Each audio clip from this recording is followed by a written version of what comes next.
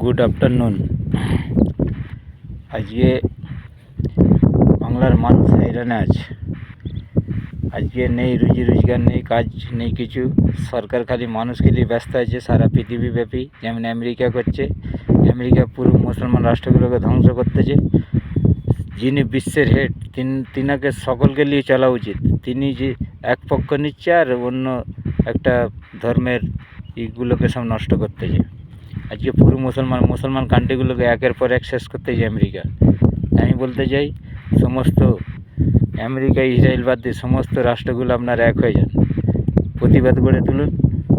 এই প্রতিবাদ না গড়ে তুললে আগামী দিন আরও অন্যায় অত্যাচার বেড়ে যাবে।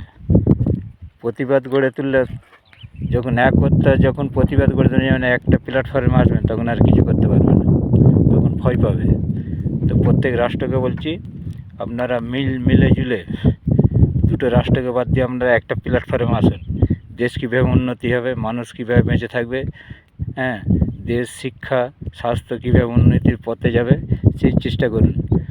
আপনার দেশ আপনি উন্নতির পথ এগিয়ে নিয়ে যান। প্রত্যেক দেশের, আমেরিকা আর ইসরায়েলকে বাদ দিয়ে সমস্ত যত রাষ্ট্র আছে, সমস্ত একটা প্ল্যাটফর্মে এসে কাজ করুন।